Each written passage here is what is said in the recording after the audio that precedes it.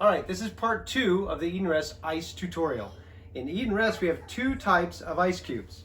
We have the ice cubes, which we just showed you, made in the machine, which look like this. It makes a nice big block. We also have the ice cube that makes like a little tunnel. The ice cubes that make a little tunnel tend to melt much quicker. They're good for cocktails and they're good for the blender. These ones are good for like on the rocks because they're a lot bigger and harder to crush up. So making cocktails, you use these kind, and also if you need to ice quickly, usually what I will do is I will get the ice that's from in this machine to be able to fill your ice glass, rather than opening up the freezer just to get out a few ices. It helps to conserve energy, and these ones work really well. So we have a Costway ice machine.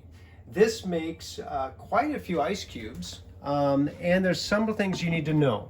When the red button is on here, basically what will happen is that it shows that your ice tray is full. So it will stop making ice. It just stays, keeps them cold, keeps them frozen, but does not make any more. So when it gets full, you have to open it up here, and you can see all of our ice cubes are right in here. When it's full, to be able to keep it making ice, I put these into the freezer. So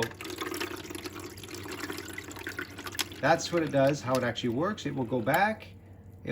These metal things in the back make ice cubes around it. They drop down, and then it pushes them in when they're done.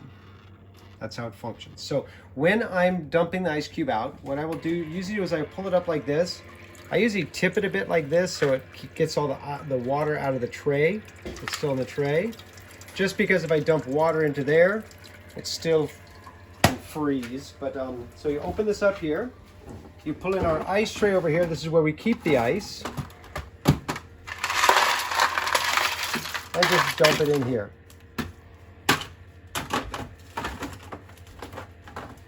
Which means that ice tray will have a mix of both types of ice cubes, which is fine.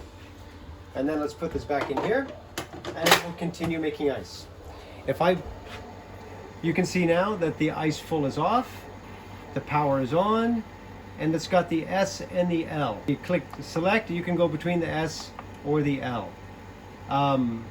The on-off button is when you're not making ice. Just push this one and the whole machine shuts off. Also, there is an add water function. When you don't have enough water in it to make ice, this will turn red. And if you need to add water, you basically can take just a bottle of water. You open this up. If you look in here, see the tray, the water goes down below the tray.